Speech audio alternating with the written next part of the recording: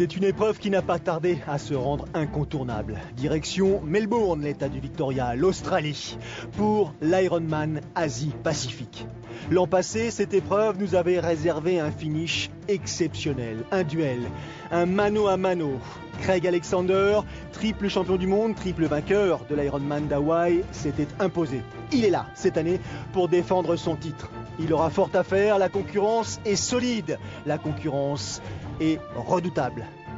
Parmi eux, parmi ses concurrents dont il faudra se méfier, Marino Vanhoenacker le Belge, mais aussi l'Espagnol, Eneko Llanos. Que dire de Cameron Brown, le vétéran néo-zélandais? Côté féminin, Caroline Steffen s'était imposée l'an passé. Elle est présente cette année pour défendre son titre. Ses adversaires, parmi elles, Gina Ferguson, la néo-zélandaise. Elle est en forme. Corinne Abraham, la galloise, nouvelle venue. L'inusable Natasha Badman, 46 ans, 6 fois vainqueur à Hawaï. L'Ironman Asie-Pacifique à Melbourne, un rendez-vous de première catégorie. Un plateau sensationnel et plus de 2000 inscrits au départ.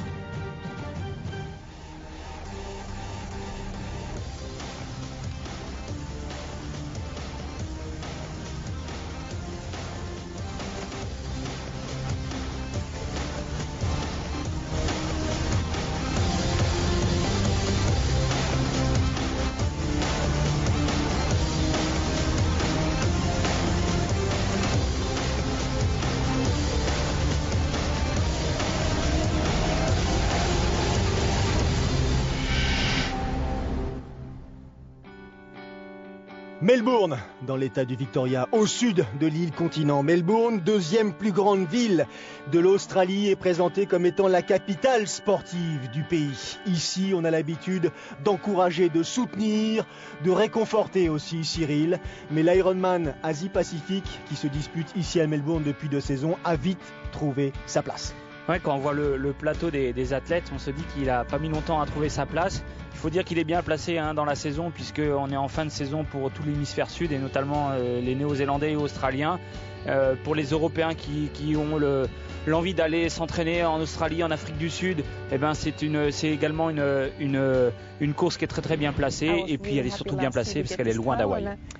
Caroline Steffen, elle a fait le choix, elle, de résider en Australie de façon, je dirais, régulière, 6 mois du temps. Donc elle va courir en quelque sorte à domicile, devant les siens ou presque.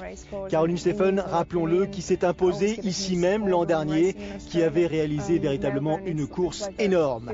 Alors pour autant, Caroline Steffen n'est pas celle que l'on peut présenter comme l'unique favorite de ce deuxième Ironman Asie-Pacifique. Elle aura fort à faire.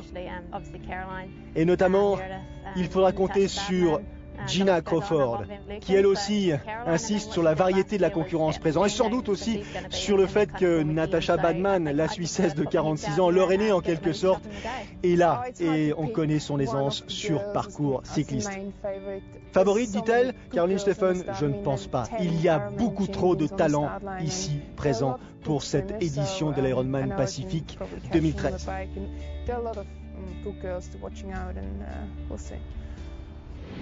We'll see, dit-elle. Autant on a vu que la densité du plateau chez ces dames était importante, autant regarder chez ces messieurs. Je dirais presque que c'est une deuxième édition ou une version bis de l'Ironman d'Hawaï. Ouais, c'est la demi-finale d'Hawaï, on va dire. Quand on voit les noms qui sont inscrits là à l'écran, c'est impressionnant. Marino Vanhoenacker, le Belge, détenteur du record du monde, en l'occurrence sur Ironman, dit qu'une victoire ici serait sans doute la plus grosse performance de sa carrière. Alors, pour envisager un tel finish, une telle fin de parcours, il n'est pas question pour lui d'être le chassé, mais plutôt d'être le chasseur. C'est une attitude qu'il apprécie, Marino Vanhoenacker. Il est là pour battre les Australiens, botter les fesses des Australiens à domicile, comme il dit.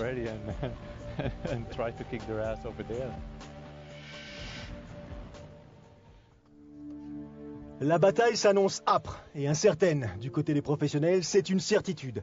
Mais que dire de la bataille qu'a dû mener cet homme, Terry Kennedy, amateur, engagé ici sur cet Ironman Asie-Pacifique. Première tentative sur cette course, sur cette distance. Terry Kennedy qui depuis plusieurs années n'a compté que des coups du sort, de mauvais coups du sort. Problèmes personnels, problèmes familiaux. Et Terry nous explique justement que il y a quelques mois est né son deuxième enfant et que cet enfant est né avec un handicap neurologique qui l'empêche de pouvoir vivre correctement, évoluer correctement, mais que Terry a su trouver les moyens pour passer outre, notamment parce que quelques mois avant cette naissance, déjà, il avait connu à titre personnel un accident. Il avait décidé de s'engager, de préparer un marathon, et dans le cadre de sa préparation, donc pour participer à cette épreuve, Terry a subi un arrêt cardiaque. Il a donc dû modifier radicalement sa façon de vivre, sa façon d'être. Il était mort cliniquement, il a fallu 3 mois pour qu'il retrouve et recouvre sur tous ses moyens avant de compter encore les semaines pour pouvoir à nouveau marcher. Il avait des difficultés à pouvoir évoluer facilement, se déplacer facilement. Il est allé donc consulter un neurologue et lui demander un petit peu pour quelles raisons il avait autant de difficultés à trouver son équilibre. Et cette visite, cette consultation a été, je dirais presque salvatrice et a attiré son attention puisque le neurologue lui a conseillé de pratiquer le vélo et la natation. Et à partir de cette consultation-là est né, je dirais presque, un nouvel espoir dans la tête de Terry Kennedy. Il s'est dit peut-être que c'était l'occasion de pouvoir effacer ses mauvais souvenirs et s'engager, Cyril, à disputer pour la première fois un Ironman. Preuve que l'homme et surtout l'esprit peut être plus, je dirais, fort plus fort que les mauvais coups. En effet, ouais, je pense que Terry avait besoin d'évacuer un peu toute cette malédiction, donc il a choisi le sport. On lui a conseillé le vélo, la natation, donc voilà, il s'est engagé sur un triathlon pas facile. Son objectif, lui, ça sera pas le chrono, ça sera de finir cette course, ça sera vraiment son but ultime. Et je pense que ça va lui permettre justement d'évacuer un peu tout ce mauvais stress. Et une course qui s'annonce difficile, et d'autant plus difficile qu'il a fallu réduire le parcours natation. Logiquement, ses compétiteurs et notamment les pros qui démarrent, là, ces messieurs, devaient courir 3800 mètres, comme d'habitude, as usual presque. Mais regardez les conditions climatiques, elles ne sont pas véritablement favorables. Les organisateurs ont préféré réduire le parcours et limiter donc à 1900 mètres la partie natation. C'est largement suffisant.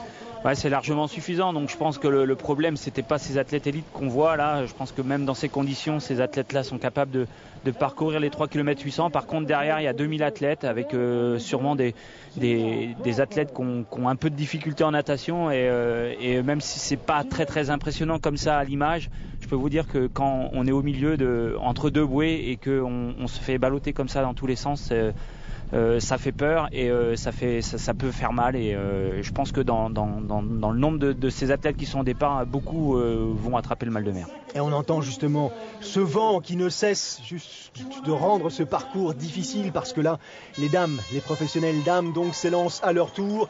Le vent est de face, donc la première partie qui va les amener jusqu'à ces fameuses bouées où ils effectueront un demi-tour va être une partie assez sportive. La natation est sans aucun doute l'épreuve qui impressionne le plus sur distance Ironman, et là vraiment ça prend tout son sens. Ouais, là ça prend tout son sens en effet, hein. C'est l'épreuve techniquement la plus compliquée, donc pour tous ces athlètes, pour tous ces amateurs, c'est l'épreuve la plus dure. C'est celle qui génère le plus de stress parce qu'on est au départ, donc on a peur de prendre des coups, et puis parce que c'est sûrement la discipline qu'on maîtrise le moins en général. Et quand les conditions météo s'en mêlent, c'est sûr que ça rend l'épreuve vraiment très difficile. Alors voilà, 1 km 900 pour tous ces athlètes, ça sera déjà beaucoup pour ces athlètes, et il faudra vraiment sortir de l'eau dans les bonnes conditions pour pouvoir finir la course. Il faut être costaud parce que là, pour trouver les appuis de manière régulière sur ces vagues qui sont, elles, pas tout à fait régulières, mais qui forment de réelles crêtes, c'est pas simple, hein. C'est-à-dire qu'il faut avoir, entre guillemets, du jus en réserve pour relancer dès lors que l'on tombe justement entre ces deux vagues. D'ailleurs, on le voit très bien, hein. Si on n'est pas un tout petit peu vigilant, ça peut être l'occasion de boire une tasse dont on se remet pas forcément très bien, hein. Ouais, je pense que là, on les appuie, il n'y a plus aucune sensation au niveau des appuis. Il faut essayer de prendre l'eau, essayer de pas pousser entre deux vagues, parce que sinon on pousse sur de l'air et on n'avance pas.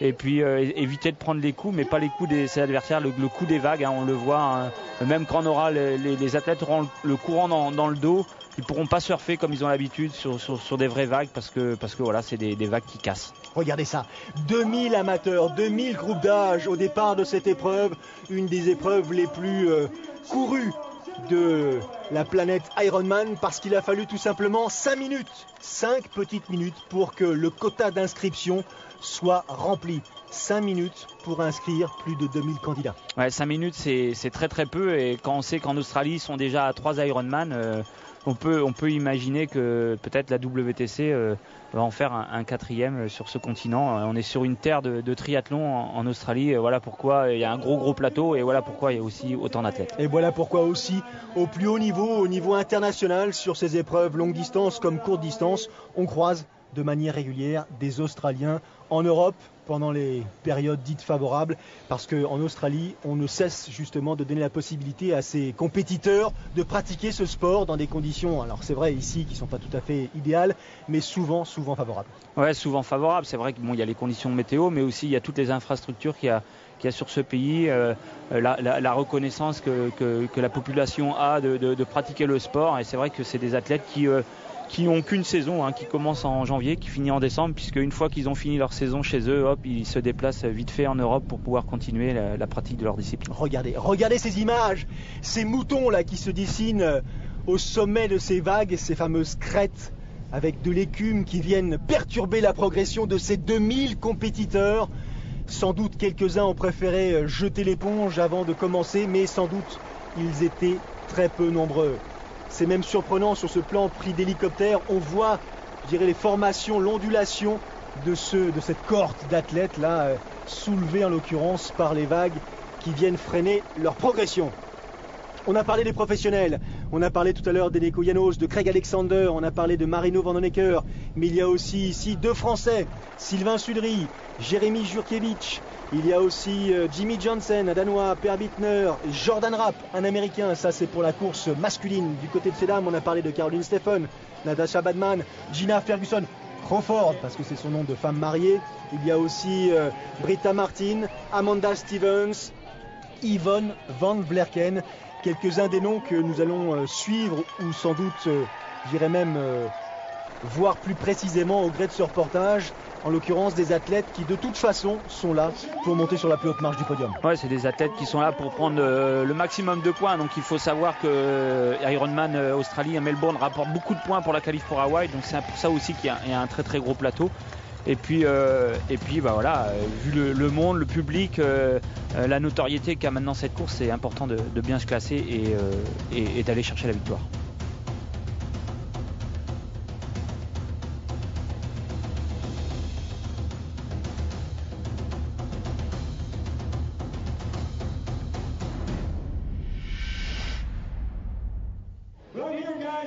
Les 2 premiers sont sortis de l'eau, en l'occurrence Clayton Fettel et Joseph Lampe.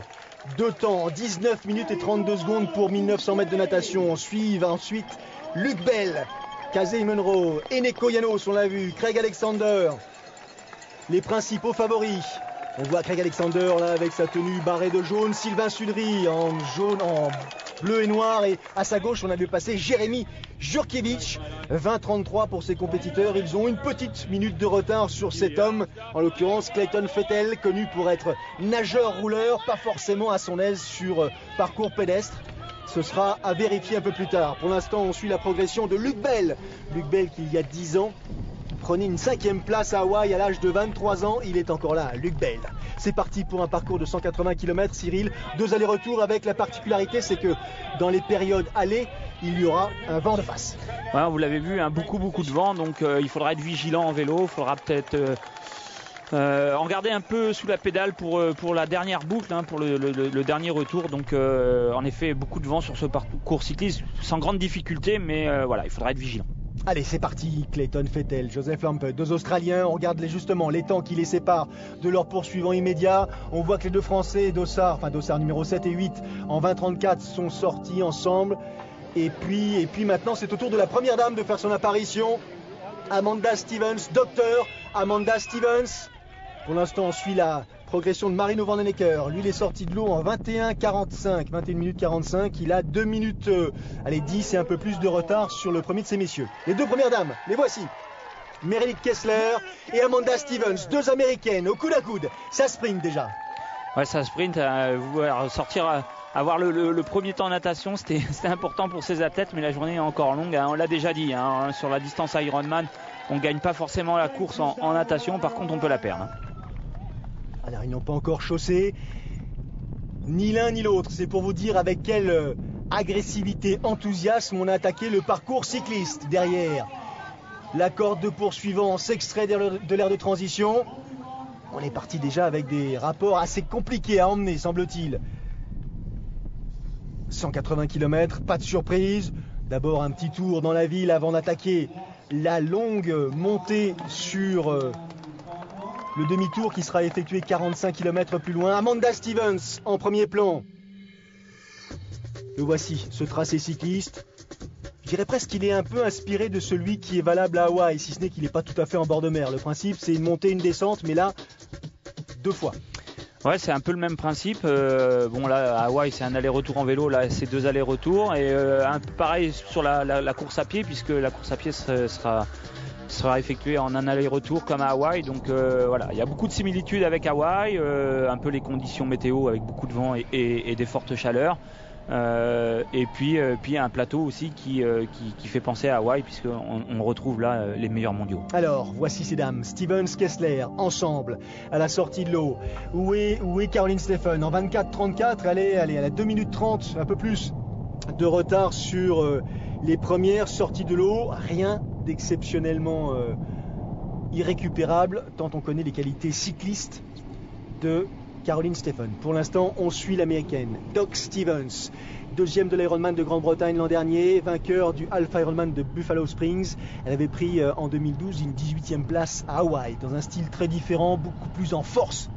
Meredith Kessler, elle aussi, athlète confirmée, grande carrière chez les amateurs, venue, je dirais, tardivement prendre sa carte chez les pros, mais qui depuis cartonne. Ouais, elle cartonne, hein, on la voit régulièrement sur les antennes de Sport Plus. Hein, elle est aux avant-postes depuis le début de la saison, Meredith Kessler, et il faut savoir que après en course à pied en général, elle est aux avant-postes, donc il va falloir se méfier de cet athlète, hein, qui a profité justement de la réduction de la distance natation. Luc Bell en 3e position, dans une position de recherche de vitesse, surtout une position qui consiste à se protéger un tant soit peu de la force du vent là, parce que 45 km plus les 45 autres lors de la deuxième allée, face au vent, ça va un petit peu altérer les organismes. Hein.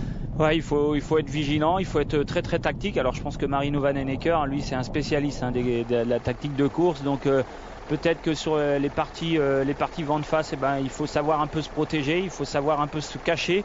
Et puis sur les parties un peu plus roulantes, justement, pourquoi pas prendre un peu les avant-postes pour éviter toutes les chutes et autres accidents qui puissent arriver sur la course. Le palmarès de Craig Alexander, comme s'il était utile d'insister, triple vainqueur de l'Ironman, donc du championnat du monde à Hawaï, tenant du titre ici à Melbourne, entre autres victoires, 2 titres de champion du monde sur Half Ironman, donc là aussi un athlète dont on se demandait s'il allait poursuivre ou pas sa carrière. Après sa déconvenue à Hawaï l'an passé, il a repris entre guillemets une saison à bras le corps, parce que ce sont des conditions de préparation qui sont quand même assez, je dirais, contraignantes, et a priori il s'élance pour une nouvelle année.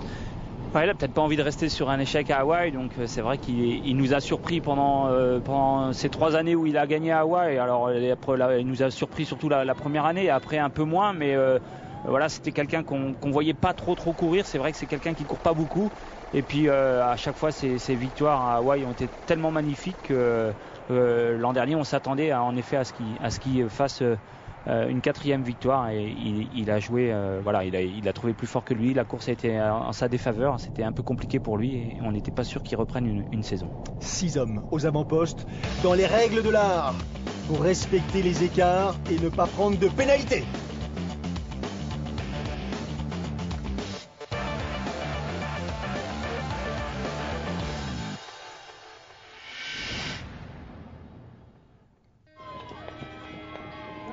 Terry Kennedy est sorti de l'eau, ça c'est la première bonne nouvelle. La deuxième, c'est qu'il a le sourire.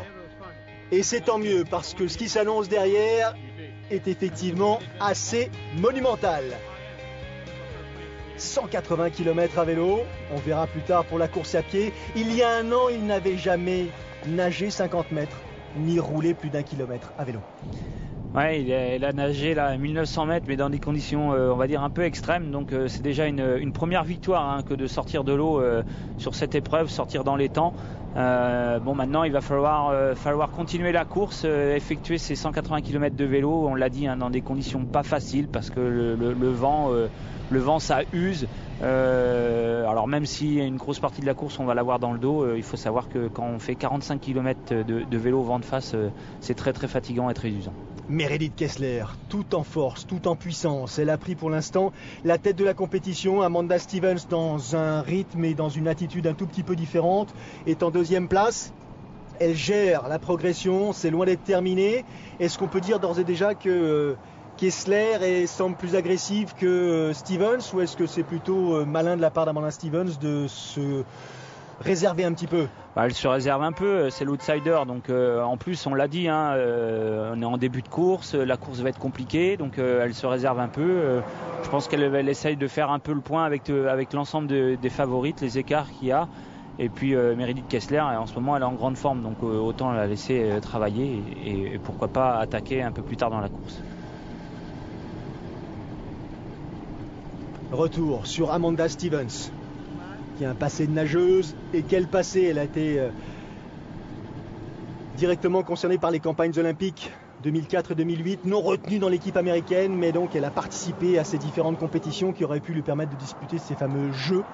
Et depuis, elle a effectivement épousé la carrière de triathlète, dans un style très agressif, dans cette partie plus ou moins, je dirais descendante, même s'il s'agit que d'un petit faux plat. Craig Alexander en position de recherche de vitesse. Ne pas laisser s'envoler les costauds, et parmi les costauds à vélo, il faut compter sur Marino Vandenecker, sur Eneko Janos, sur Clayton Fettel, je dirais presque sur tout le monde en fait. Ouais, il y a beaucoup de monde à surveiller, donc ça fait en effet pas facile à gérer tout ça. Et Craig Alexander, c'est le grand favori, donc il va falloir qu'il ait un œil un peu sur tout le monde, mais ça risque d'être compliqué de vouloir surveiller tout le monde comme ça tout au long de la course. Les hommes sur la droite descendent, donc prennent ce faux plat descendant dans le même temps. Ces dames, elles, en terminent avec ce premier aller dans une phase plus délicate, puisqu'il s'agit bien sûr d'un faux plat donc montant. Meredith Kessler en première position, 2e position Amanda Stevens, 2 américaines aux avant-postes, et pour l'instant pas de nouvelles de poursuivantes de Caroline Stephen, de Natasha Badman, d'Yvonne Van Vlerken. Est-ce que ces compétitrices sont trop loin par rapport aux premières pour essayer de revenir si tôt dans la compétition? C'est pas tout à fait le cas, la preuve, l'apparition là en gros plan de Caroline Stephen dans un style très déterminé qui laisse véritablement Meredith Kessler sur place. Elle a repris la tête de la compétition après 45 km. Ouais, il lui a fallu un peu plus de temps que d'habitude, mais elle avait un peu moins bien nagé aussi. Alors les conditions ont fait que peut-être qu'elle a eu beaucoup de mal en natation. Donc il lui a fallu tout l'aller de cette première boucle vélo pour revenir sur la tête de course. Alors peut-être que ça aurait été préférable qu'elle le fasse un peu plus tôt, parce que là sur le retour les coureurs vont avoir vent dans le dos, donc ça va être compliqué pour Caroline Stephen de faire des écarts avec le vent dans le dos. 2e à Kona en 2010, 2e à Kona en 2012. À surveiller de près, Dossard 60, on vient de l'avoir passé. Corinne Abraham, la galloise, nouvelle venue sur le circuit Ironman, qui elle est sortie de l'eau après 28 minutes et 23 secondes. C'est-à-dire à 6 minutes 30, presque 6,45 des premières, et qui est en train d'effectuer son retour sur la tête de course. Chez ces messieurs, on se passe le relais de manière régulière. Vettel, Janos, Alexander, Van Honecker, mais pas de Cameron Brown en l'occurrence. Le Néo-Zélandais, après sa sortie de l'eau en 21:45, a jeté l'éponge. Décidément, Cameron Brown est en train de vivre une saison un petit peu compliquée. On l'avait vu sur l'Ironman de Nouvelle-Zélande, donc voilà, malgré son expérience, il faut quand même récupérer de ces courses-là, et pas forcément évident, et je pense que voilà, vu le plateau qu'il y avait, c'était compliqué pour lui de tenir le rythme de la course. On marque une petite pause et on revient tout de suite pour vivre la fin de cette histoire ici à Melbourne.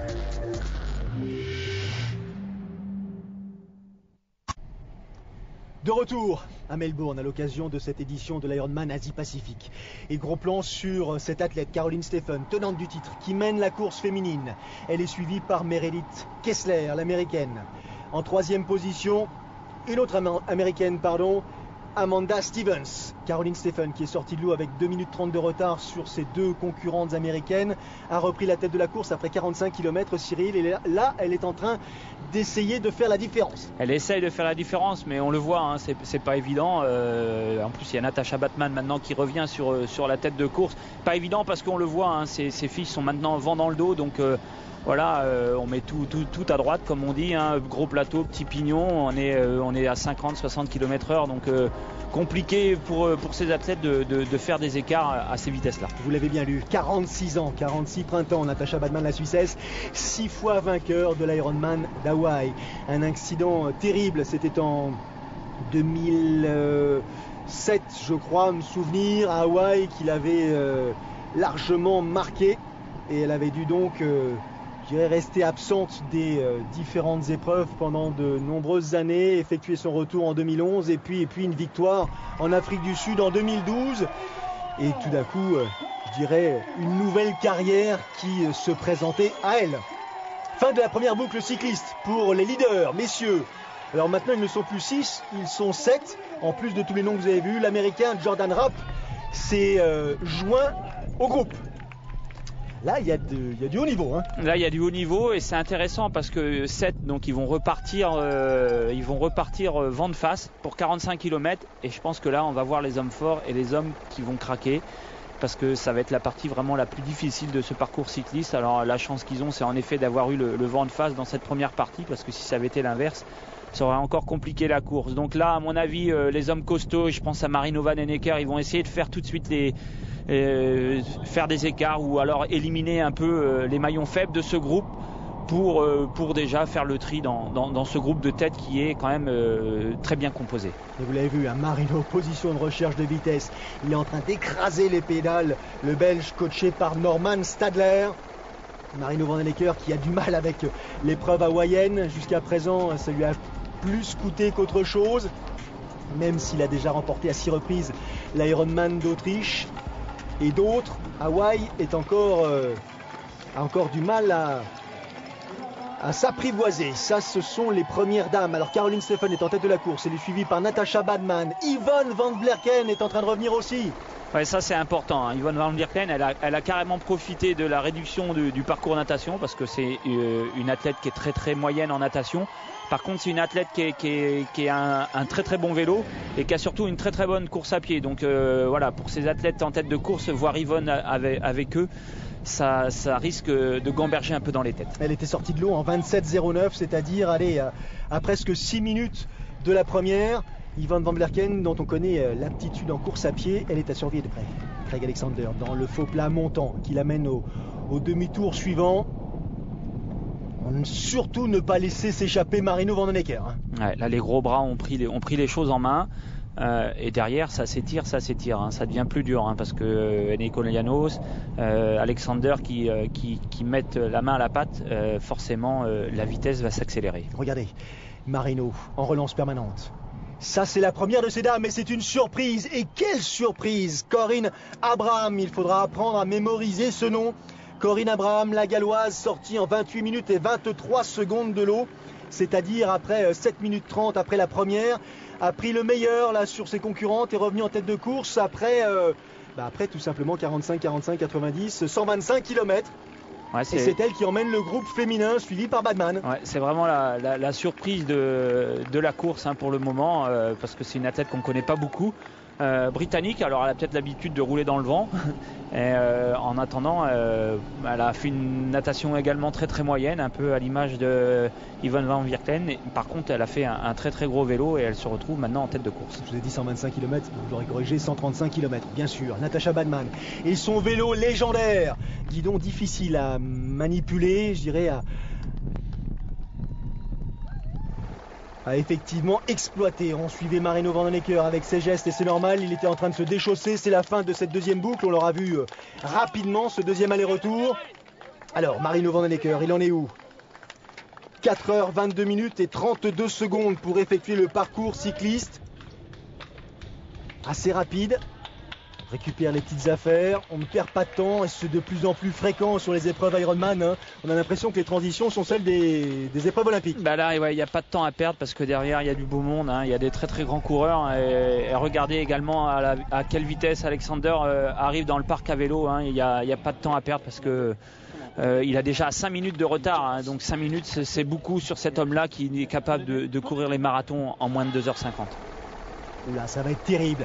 Le marathon derrière, un long aller-retour dans des conditions de vent. Alors un peu de chaleur malgré tout parce que la chaleur est arrivée, mais ils ont été sollicités. Hein. Souvenez-vous la natation, souvenez-vous les parties de vélo face au vent. Donc ça veut dire que les organismes sont émoussés. Quels sont ceux qui sont encore en état de forme?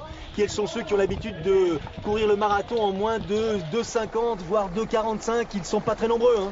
Non, ils sont pas très nombreux, donc je pense que Marino est capable de courir moins de 2,50, mais Alexander est capable de courir moins de 2,45, donc la victoire est encore jouable. Et il faut surtout pas oublier Eneko Llanos qui lui également est capable de courir aux alentours entre 2,45 et 2,50, donc on risque d'avoir une très très belle bataille entre ces trois hommes-là. C'était les trois grands favoris de l'épreuve. Alors on vous disait que l'an passé il y avait eu un mano à mano, je dirais presque un trio, qui s'était ensuite rapidement dessiné en mano à mano, souvenez-vous, entre Craig Alexander, Cameron Brown. Là, c'est loin d'être fait aussi. L'histoire se répète en quelque sorte à Melbourne.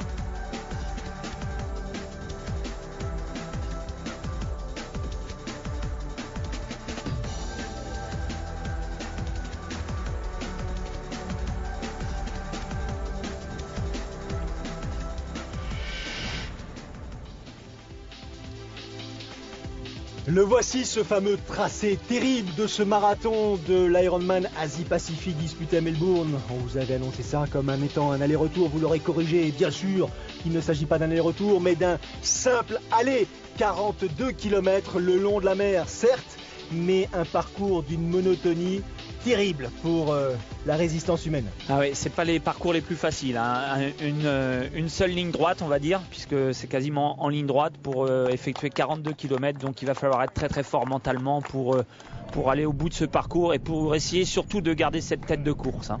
Marino Vanhoenacker, leader, il a posé le vélo avec 5 minutes d'avance sur Eneko Llanos, Craig Alexander, Clayton Fettel, des spécialistes, je dirais presque,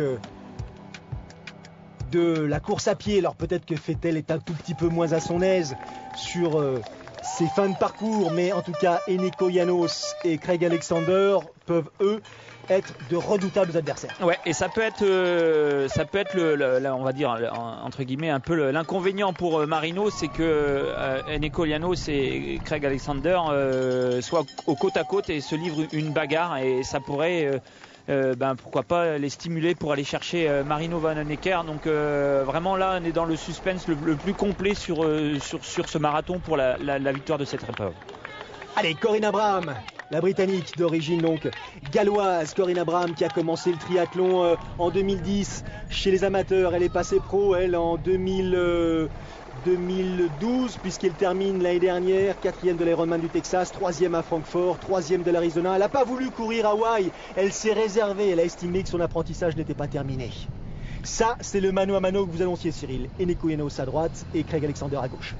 Ouais, un mano à mano qui va pas faire les affaires de Marino, parce qu'on le voit, hein, c'est des athlètes qui vont se donner le rythme. Alors Marino, il a mis quelques foulées avant de trouver le bon rythme, et puis voilà, il est parti sur le bon rythme. Alors par contre, ça c'est des erreurs qu'on n'a pas l'habitude de lui voir faire. Je sais pas. Il n'est pas dedans. On a l'impression qu'il n'est pas complètement dans sa course. Là, il est pour avoir ces gestes qui sont pénalisants, parce que quelques secondes là, et surtout c'est une rupture de rythme. Ouais, mais je pense que voilà, sa ceinture le gênait. Il a voulu l'enlever pour la déplacer un peu, et voilà, il a perdu. Mais c'est une erreur, parce qu'en effet, c'est rupture de rythme. Alors, Natascha Badmann est arrivée dans l'aire de transition avec 3 minutes 30 de retard sur Corinne Abraham. Alors, Corinne Abraham, son expérience, elle a été membre de l'équipe du Pays de Galles en judo. Et puis ensuite la course à pied, elle a fait des courses longue distance, du cyclisme longue distance, notamment Across America, des ultramarathons.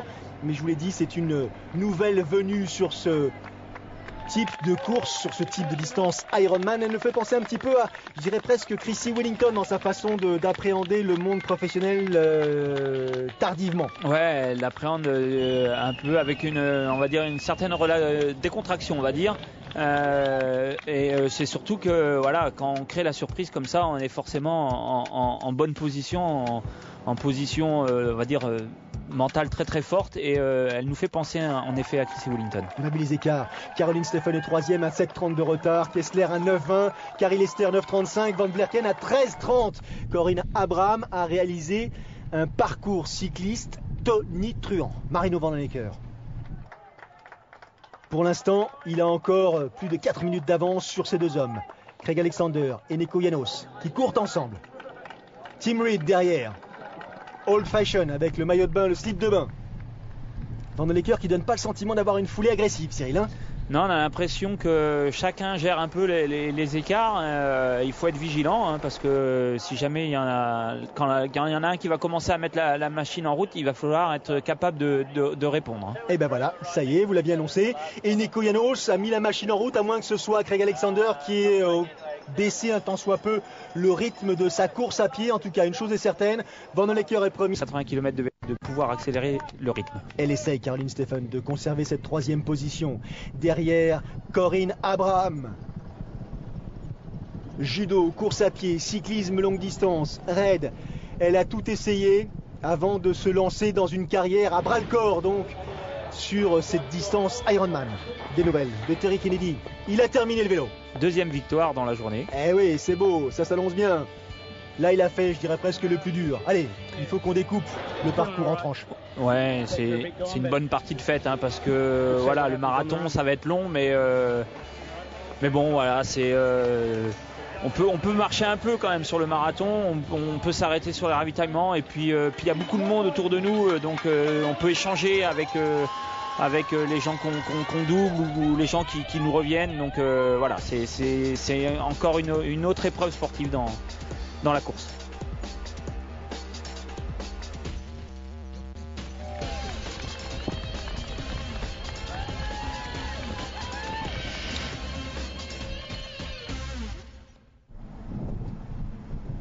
La foulée d'Eneko Janos, ça évolue en tête de course. Il n'y a plus maintenant qu'1 minute 30 d'écart entre l'Espagnol et le leader de la compétition, le Belge Marino Vanhoenacker.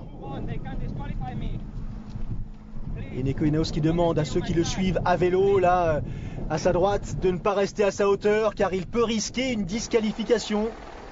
Il peut risquer effectivement d'être pénalisé. Ça peut être jugé comme étant une aide extérieure. Ouais, voilà, et ça peut être jugé comme une aide extérieure par les arbitres. Donc je pense qu'il a envie d'être il a envie d'être seul, il a envie d'être dans sa course. Il sait qu'il est capable d'aller chercher Marino. Donc voilà, les gens qui le connaissent pas, les gens qui là le suivent, il leur demande de rester un peu à l'écart pour justement ne prendre aucun risque par rapport à une disqualification. Par contre, Alexander derrière, c'est un peu plus dur. Ah, c'est pas la même foulée, hein. On a l'impression qu'il retombe sur chacune de ces foulées là, alors que Eneko lui donnait le sentiment d'être en propulsion permanente. Mais il résiste, Alexander, c'est le tenant du titre. Il n'est pas question ici à domicile qu'il laisse partir ce podium qui lui tend les bras. Vanhoenacker, lui, il réduit les foulées. Regardez qui arrive derrière sur la droite de l'écran, l'Espagnol, Eneko Janos. Il reste un tout petit peu moins de 10 km. Ouais, Eneko Janos, qui a l'habitude, qui a déjà vécu cette course, enfin pas à Melbourne mais à Lanzarote où on l'avait vu faire une grosse course à pied pour aller chercher la victoire, un peu dans les mêmes conditions. Lanzarote, beaucoup de vent, bord de mer, un parcours à pied parfois un peu monotone, mais voilà, avec tout le public qu'il y a maintenant derrière, prendre la tête de course, on oublie vite la monotonie du parcours. Corinne Abraham, solide.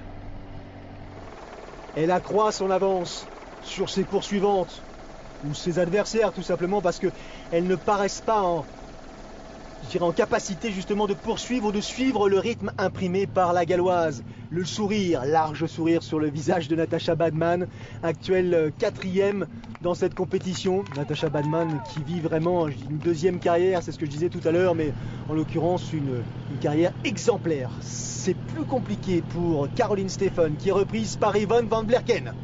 Ouais, ça va être dur pour Caroline Steffen parce que Yvonne van Vlerken en général voilà, elle est vraiment dans sa spécialité, le marathon, 42 km, c'est une distance qu'elle apprécie énormément et on l'a dit, la natation a été réduite, elle a fait un bon vélo et puis ça va être compliqué pour Caroline de pouvoir suivre le rythme de Yvonne van Vlerken.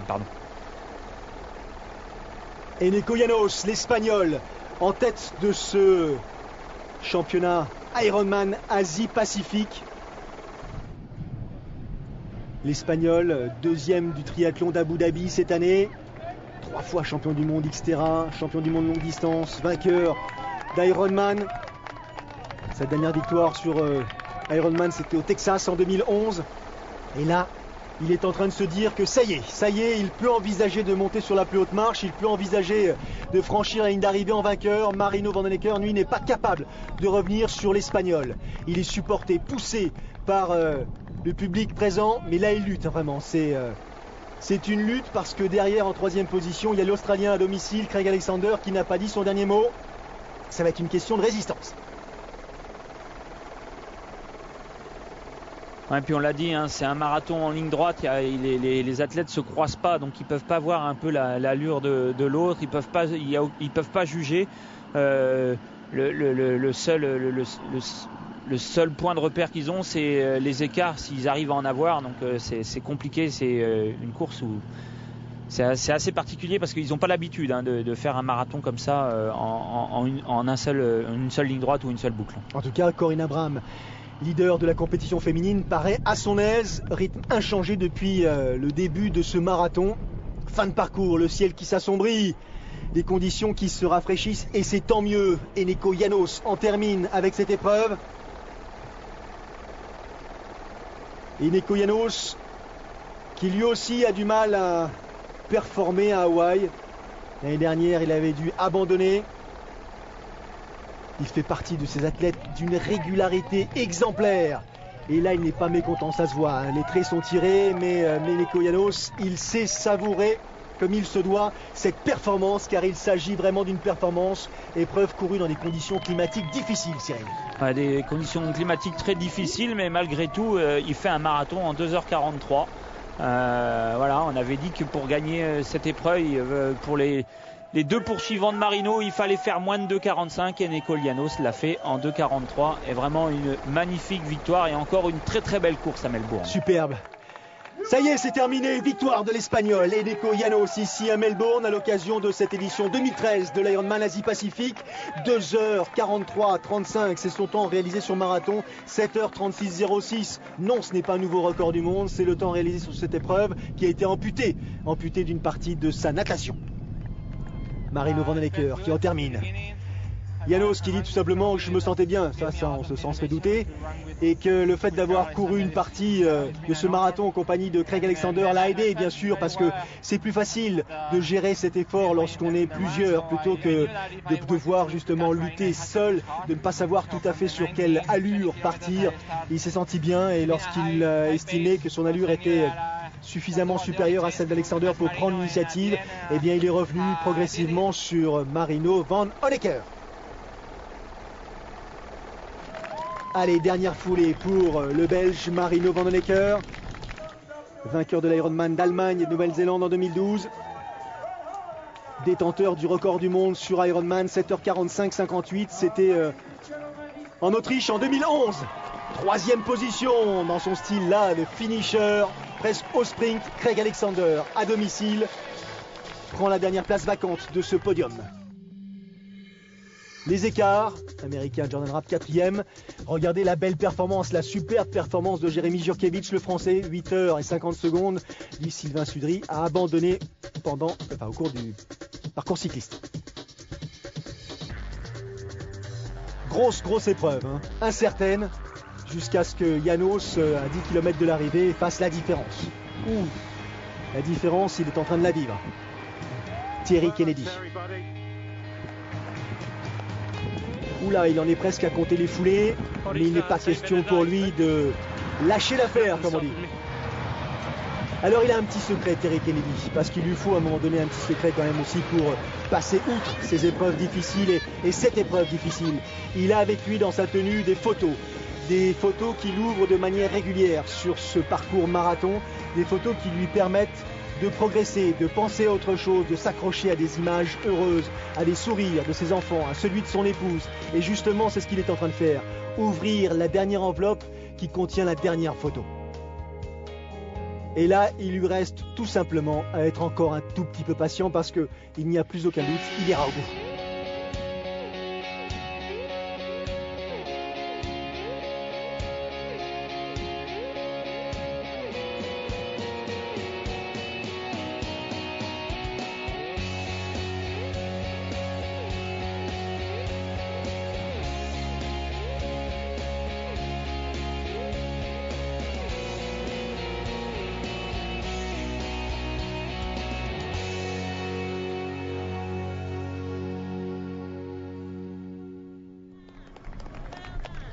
Fin du parcours pour ces dames. On a vu les arrivées des premiers.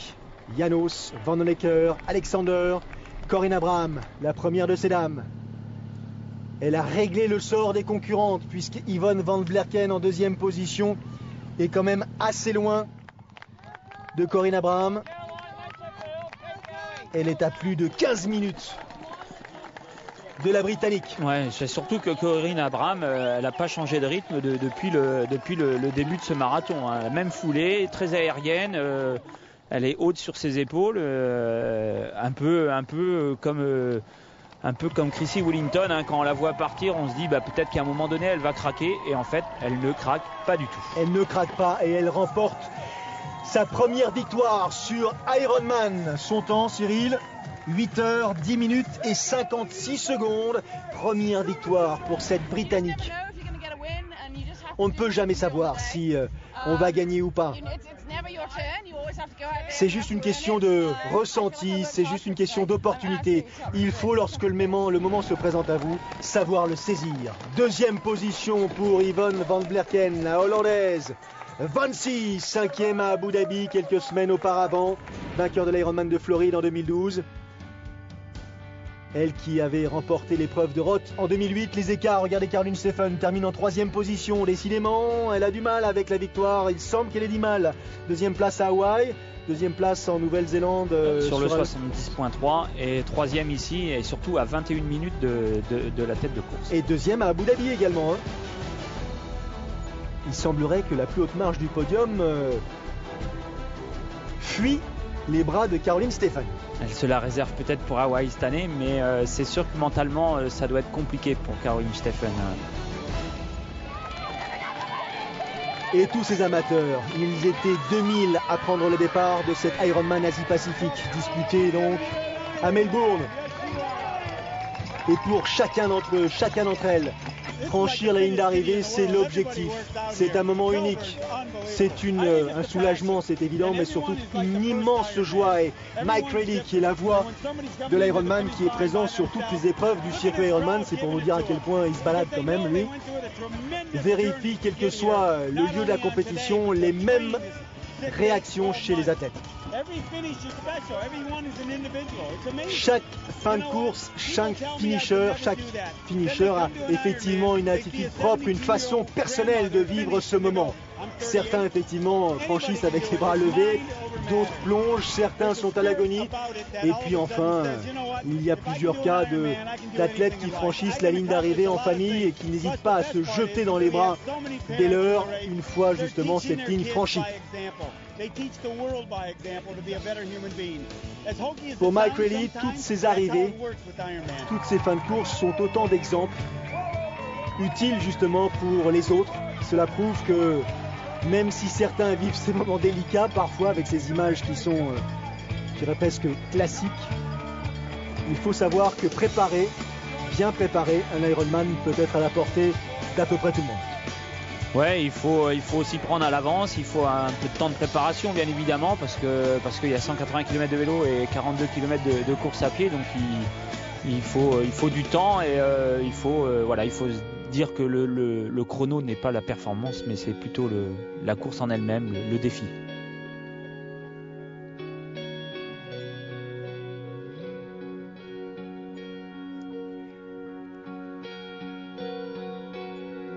Vous l'avez reconnu, c'est terminé. Terry Kennedy, pour sa première tentative sur cette distance, est désormais un finisher. Le but, l'objectif pour lui, c'était de fuir ces mauvais souvenirs vécus tout au long de ces années. Souvenirs personnels, souvenirs familiaux. Là, il est félicité par Pete Jacob, l'Australien, vainqueur à Hawaï en 2012. Il n'a pas couru, mais il est ici. Et oui, Terry Kennedy insiste sur le fait que même quand le corps est dans la difficulté ou prêt à abandonner, la tête, elle trouve toujours les ressources nécessaires pour vous emmener encore plus loin. Vous rappelez que l'arrivée n'est pas si éloignée que ça, qu'il vous reste simplement quelques minutes de patience encore à vivre.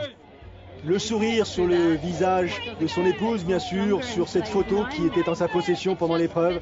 La satisfaction d'un de ses enfants, son aîné. C'était une épreuve qu'il vivait en famille. Objectif atteint pour Terry Kennedy. Prochain rendez-vous sur l'antenne de Sport Plus. Alors il y aura du triathlon courte distance avec la WTS et les triathlons series bien sûr, et puis longue distance à venir, le triathlon de Koh Samui et bien d'autres, l'Alpe d'Huez. Dans quelques semaines, encore un peu de patience. Merci Cyril et à très vite sur Sport Plus. À très vite, merci.